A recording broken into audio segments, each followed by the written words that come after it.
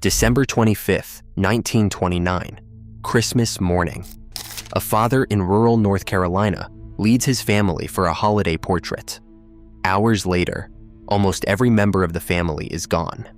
Nearly 6 decades later, an ex-military man quietly spends a week turning his own home into a crime scene amid Christmas cheer. By 2007, modern forensics are pushed to the brink as another family gathering turns into a nightmare. 3 massacres shattered the heart of the holiday, each more shocking for what investigators missed and for what remains unexplained. How did Christmas become the setting for unthinkable betrayal? The answers begin on one cold morning in 1929. On a cold morning in Stokes County, North Carolina, Charlie Lawson rose early and gathered his family for a rare outing. He drove them into Winston-Salem, where he purchased new clothes for each member, an expense that strained the budget of a tobacco farmer in 1929. The family then posed together for a formal studio portrait. The receipt from the photographer, dated just days before Christmas, would later become a key piece of evidence. Neighbors would remember that the Lawsons seemed unusually well-dressed for their means, and some would recall Charlie's quiet, watchful demeanor during the visit. Christmas Day began with ordinary routines on the Lawson farm. The eldest son, Arthur, was sent on an errand, leaving the rest of the family behind. Accounts differ on whether he was instructed to go hunting or sent to a nearby store, but his absence was not an accident.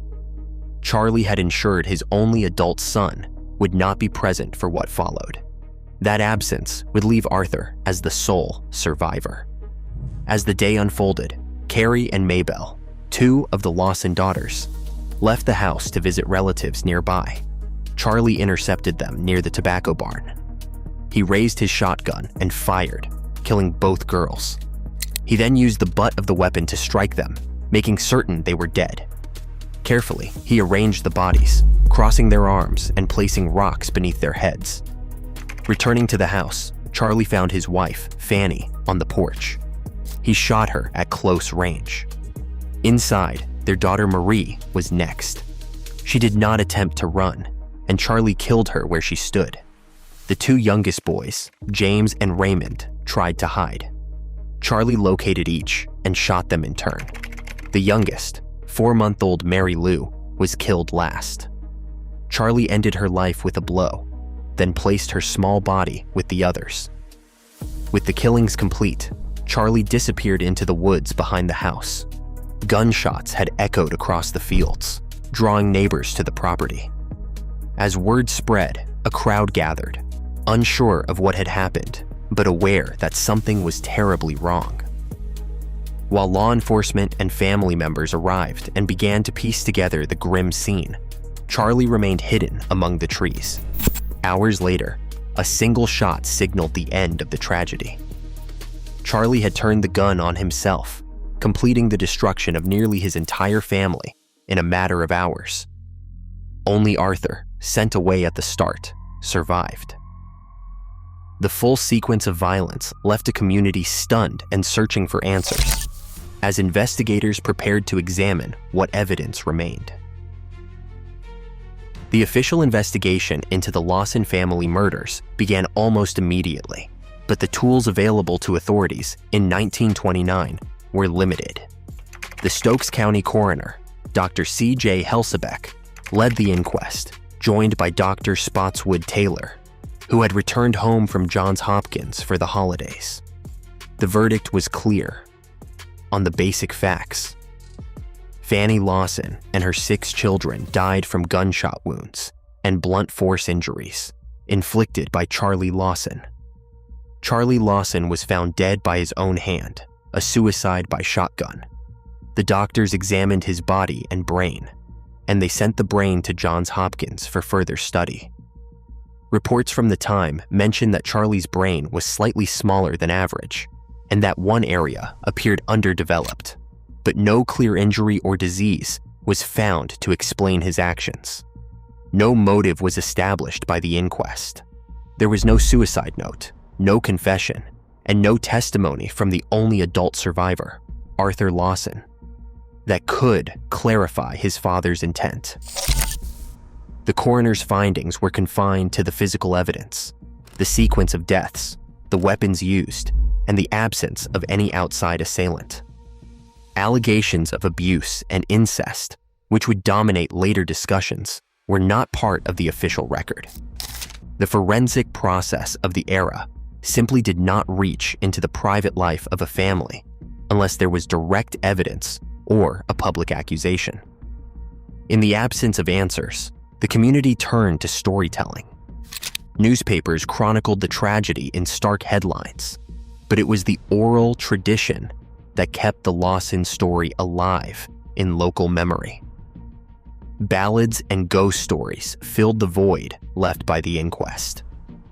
In 1956, nearly 3 decades later, the Stanley Brothers recorded the song "The Murder of the Lawson Family," a bluegrass ballad that distilled the horror and mystery into song. The lyrics, passed down through generations, offered a narrative where the official record had fallen silent. Arthur Lawson, the only child to survive, lived with the weight of that day for the rest of his life.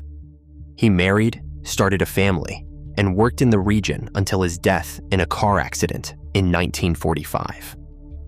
The community, too, carried the memory forward, not through court documents or police reports, but through stories, songs, and the annual retelling of what happened on that Christmas day. The unanswered questions, the gaps in the investigation, and the folk ballad that captured the event would echo long after the official inquiry had ended. The Lawson case closed with no clear motive, only a legacy of loss and the enduring power of folklore to fill the silence left by forensic limits. Ronald Gene Simmons' path through Arkansas in the final week of 1987 followed a cold, methodical pattern. On December 22nd, he began his spree at the family's rural home near Dover. Before dawn, Simmons killed his wife, Rebecca, his eldest son, Gene Jr., and his 3-year-old granddaughter, Barbara. He buried them in a shallow pit. He had his children dig days earlier, claiming it was for an outhouse. By afternoon, the 4 youngest children returned from school for Christmas break. Each was strangled, then their heads were forced underwater in a barrel to make certain. Their bodies joined the others in the pit behind the house. Simmons stayed in the house for days, surrounded by the silence he had created. He drank, punched holes in the walls, and wrote letters to relatives, enclosing cash and final instructions. On December 26th, he invited the rest of his children and their families for a holiday meal. William, Renata, and their infant son arrived first. All 3 were shot. The baby's body was placed in the trunk of a car parked behind the house. Sheila, Dennis, and their toddler Sylvia arrived next. Simmons shot them as well, leaving their bodies near the dining table, still surrounded by unopened Christmas gifts. He covered the victims with coats and bedding, shut off the power, and waited. Over the next 2 days, Simmons remained in the house, preparing for what came next. Early on December 28th, he left the property in his eldest son's car and drove into Russellville. His first stop was a Walmart, where he bought another .22 caliber revolver. He then mailed letters at the post office, each stamped with the date, sending cash and instructions to 2 nieces and another family member. From there, he walked into the offices of Peel, Eddy, and Gibbons, a local law firm. Without warning, he shot and killed receptionist Kathy Kendrick, a former coworker. Minutes later, Simmons entered the Sinclair Mini Mart, shooting and wounding 2 employees. He continued to Woodline Motor Freight, his old workplace where he shot supervisor Joyce Butts, and took another employee, Vicki Jackson, hostage at gunpoint. Simmons told Jackson he was finished, that he had gotten everyone who had tried to hurt him, and ordered her to call the police. He waited calmly for officers to arrive. As police converged, Simmons surrendered without resistance. By the time the investigation began in earnest, 16 people were dead, 14 of them family, and 2 from the final public rampage. The route traced by Simmons across Pope County left Arkansas reeling, and law enforcement racing to piece together the full extent of the devastation. Police converged on Russellville as news of the shootings spread across Pope County. Officers blocked off roads and set up a perimeter around Woodline Motor Freight, where Ronald Gene Simmons had taken a coworker hostage. Inside the office, Vicki Jackson listened as Simmons calmly told her he was finished and directed her to call the police. Dispatchers recorded her voice, steady but tense, relaying Simmons' demand for surrender. Tactical teams arrived within minutes, rifles drawn, prepared for a possible standoff. But Simmons made no move to resist. He placed his revolver on a nearby desk, raised his hands, and allowed officers to handcuff him without protest. Eyewitnesses described the scene as eerily quiet. No struggle, no last-minute threats, only a man who seemed resigned to whatever came next. Investigators moved quickly to secure Simmons in the Russellville jail. Over the following hours, investigators pieced together the full scope of the killings. Dispatch logs from December 28th document a flurry of calls, first from the law firm, then the mini-mart, then Woodline Motor Freight, each reporting gunfire, each adding to the growing sense of chaos. By that afternoon, officers searching the Simmons home outside Dover discovered the bodies of 14 family members, some buried in a shallow pit, others inside the house. Forensic teams cataloged weapons, letters, and evidence from each location, building a case that spanned 2 counties and multiple crime scenes. The legal process began almost immediately. Simmons was charged in Pope County Circuit Court with 16 counts of capital murder and multiple counts of attempted murder. Trial transcripts reveal a methodical prosecution. Witnesses testified to Simmons' movements.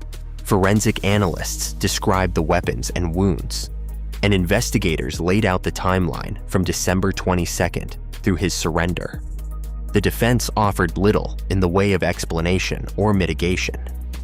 Simmons refused to appeal his conviction or sentence, making statements in court that he wished for execution. A consulting psychologist, called by the state, described a pattern of escalating control and isolation, traits often seen in family annihilators. He noted that Simmons' military background may have contributed to his rigid worldview, an inability to accept perceived betrayal or loss of authority. The jury returned a verdict of guilty on all counts. In 1988, Simmons was sentenced to death. He declined to pursue further appeals, and the Arkansas Supreme Court upheld the sentence in 1989. Simmons was executed by lethal injection on June 25, 1990, marking the end of a case that had tested the state's legal and forensic resources. The coordinated arrest, rapid trial, and formal sentencing stood in stark contrast to the unanswered questions and limited investigation of the 1929 Lawson case. With the Simmons case closed, the story of Christmastime family massacres entered a new era, one shaped by advances in forensic science and the challenges of modern policing. By late afternoon on December 24th, 2007, the Anderson home outside Carnation, Washington was quiet, except for the sounds of a family gathering. Sometime after 4 p.m., a brief emergency call reached the King County 911 center. The caller, Erica Anderson, managed to dial before the line went dead. Dispatchers later recalled hearing raised voices in the background, but the call was so short and garbled, it was logged as a possible disturbance or party noise. Within minutes, the call dropped entirely. Patrol units were dispatched to the rural property. The approach to the Anderson home was blocked by a locked metal gate, a common feature on country roads in King County. Deputies arrived, found the gate secured, and, seeing no obvious signs of distress from the road, decided not to enter. They cleared the call and left the area without making contact. This decision would later come under scrutiny, as the events inside the house remained hidden for nearly 2 days. Inside, the violence had already occurred. The house sat undisturbed through Christmas Day. No visitors arrived, and no further calls came from the property. Friends and co-workers tried to reach Judy Anderson and her family, but received no answer. The house, set back from the road and shielded by trees, gave no outward sign of what had happened beyond its locked gate. On December 26, 2007, concern turned to alarm. Linda Sela, a friend and co-worker of Judy Anderson, drove to the property after Judy failed to report to work. Peering through a window, Thiel saw bodies inside and immediately called 911. This second emergency call, made in clear daylight and with a witness at the scene, brought a swift police response. Units arrived, entered the home, and discovered 6 family members dead. The timeline now showed a nearly 48-hour gap between the first incomplete 911 call and the discovery of the crime scene.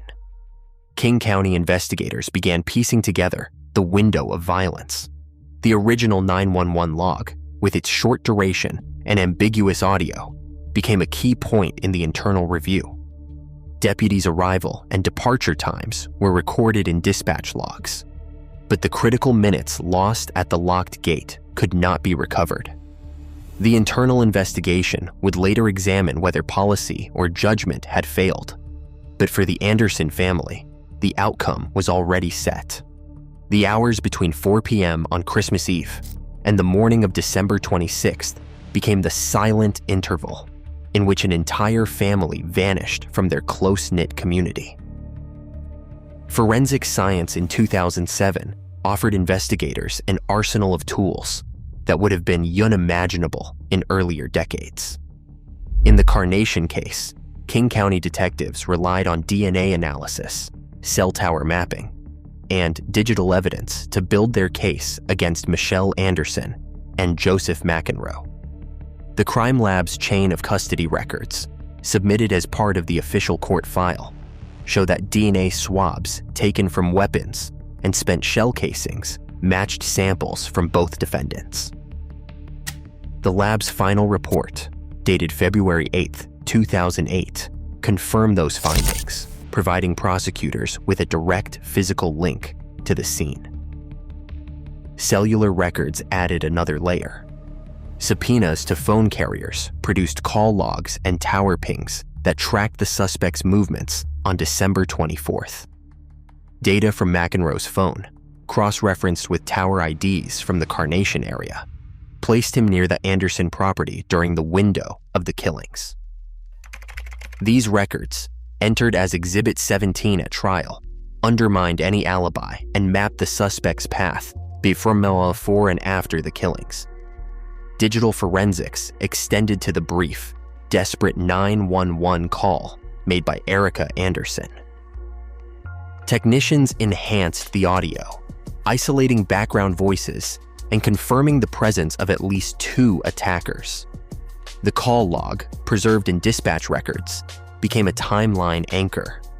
Although the deputy's response ended at the locked gate, the forensic analysis of the call itself later supported the prosecution's account of the sequence inside the house. Legal proceedings stretched on for years, shaped by the complexity of the evidence and questions about the defendant's mental state. Court filings document repeated delays, defense motions for competency evaluations, disputes over the admissibility of statements, and requests for additional forensic testing. On May 13, 2010, a court-appointed psychiatrist submitted a report questioning Michelle Anderson's ability to stand trial, leading to further postponements. Hearings were rescheduled multiple times, with the docket reflecting a pattern of continuances that frustrated both the victim's relatives and the local community. Forensic analysts and court psychiatrists became regular figures in the courtroom, testifying to laboratory protocols and psychological assessments. Defense attorneys scrutinized every detail, from the chain of custody on DNA samples to the reliability of cell tower triangulation. The prosecution countered with expert witnesses, each reinforcing the weight of the evidence. In the end, the convergence of modern forensic methods and persistent legal maneuvering defined the case, ensuring that no detail, however technical, went unchallenged before verdicts were finally reached. Family violence claims over 2,000 lives each year. In the United States alone, holidays don't insulate us from danger, they can expose it. As mental health crises and domestic tensions rise, early intervention and vigilance remain our only defenses. The warning signs are rarely silent. What we choose to notice and act on could shape the next headline. Share your thoughts or experiences in the comments below.